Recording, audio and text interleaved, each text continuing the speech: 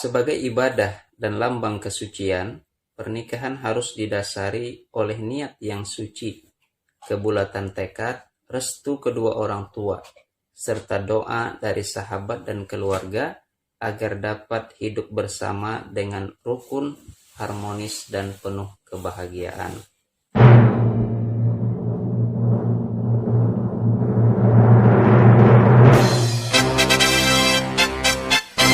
Assalamualaikum warahmatullahi wabarakatuh.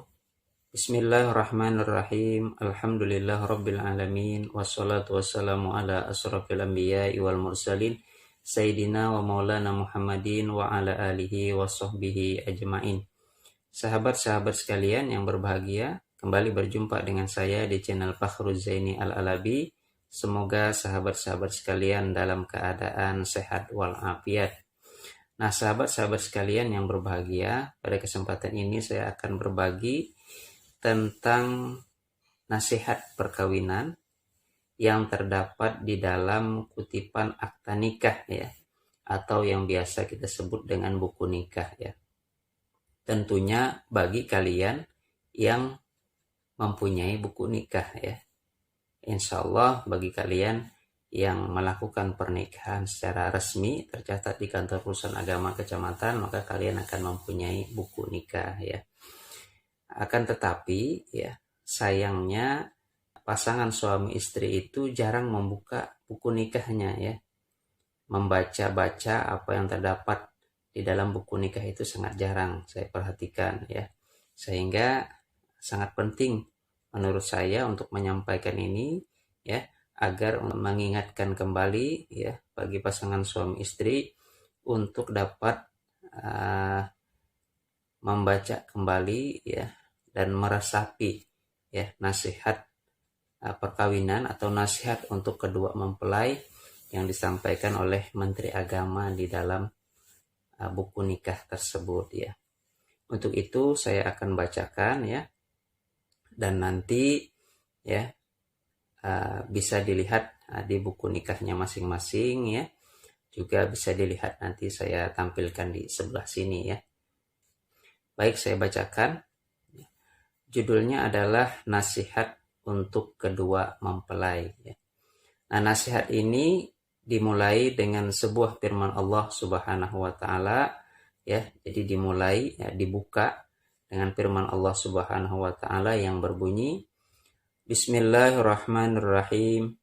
Wa'ashiruhunna bil ma'ruf fa in karihtumuhunna fa'asa an takrahu syai'a wa yaj'alallahu fihi khairan katsira. Artinya, dan bergaullah dengan mereka menurut cara yang patut. Jika kamu tidak menyukai mereka, maka bersabarlah. Karena boleh jadi kamu tidak menyukai sesuatu, padahal Allah menjadikan kebaikan yang banyak padanya. Quran Surah An-Nisa ayat 19. Sahabat-sahabat sekalian yang berbahagia, ayat ini menurut saya sangat luar biasa ya. Kenapa?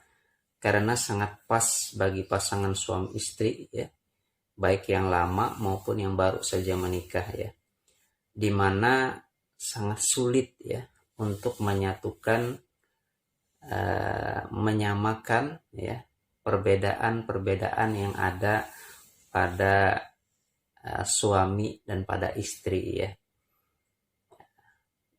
Terlebih lagi di awal-awal pernikahan ya, ini sangat sulit ya.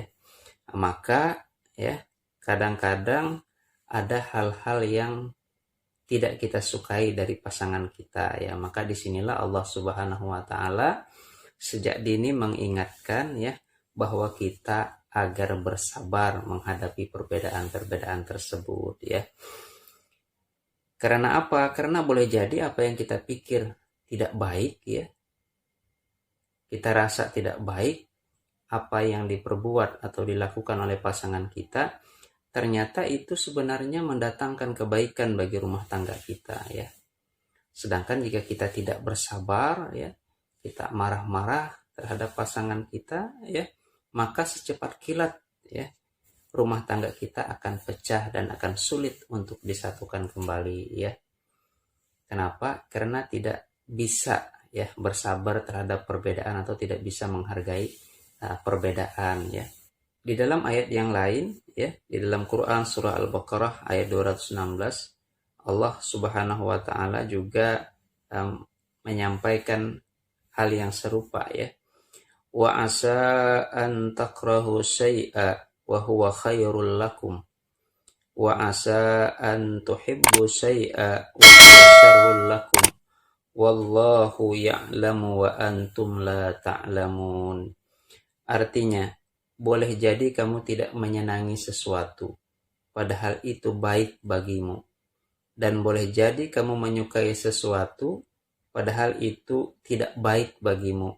Allah mengetahui, sedang kamu tidak mengetahui. Quran Surah Al-Baqarah ayat 216. Nah, oleh karena itu, ya, menurut saya, ya,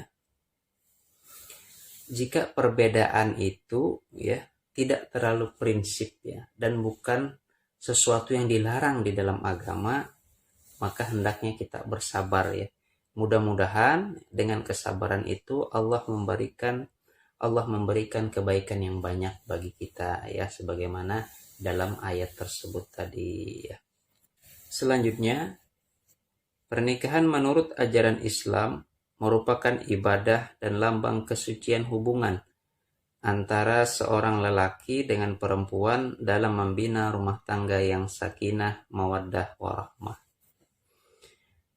Nah, sahabat-sahabat sekalian, jika suatu pernikahan itu bernilai ibadah di sisi Allah Subhanahu wa taala, maka tentunya kita yang melaksanakan pernikahan, kita yang melakukan pernikahan akan memperoleh pahala dari Allah Subhanahu wa taala.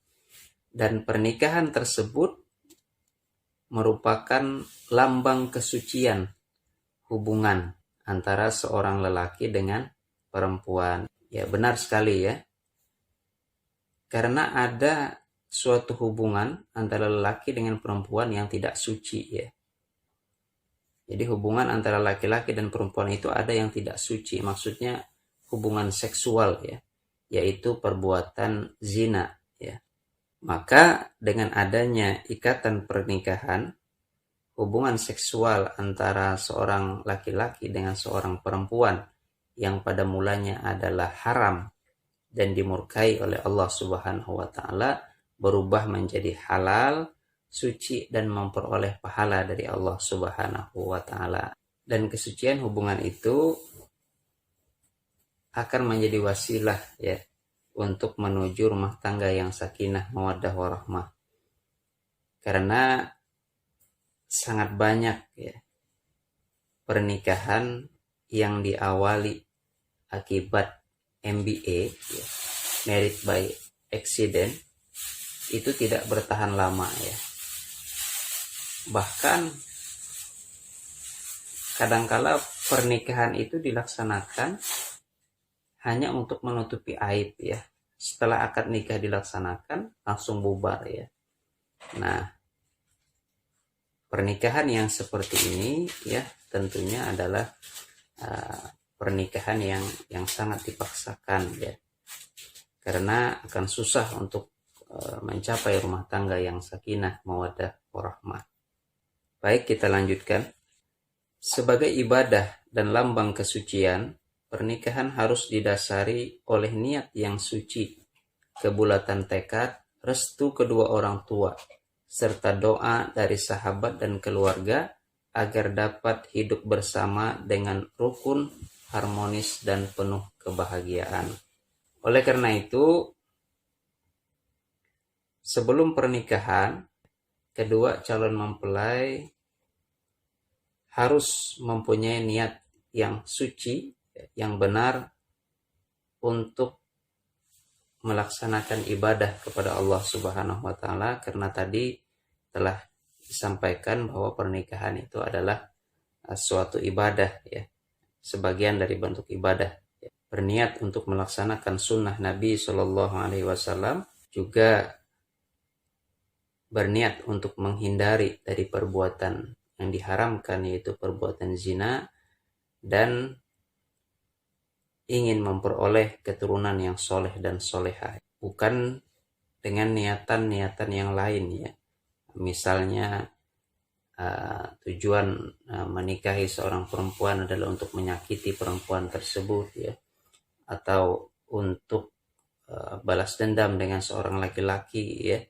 Nah, tentu hal-hal yang seperti itu ya, tujuan yang seperti itu adalah tidak dibenarkan ya. Nah, selain itu ya,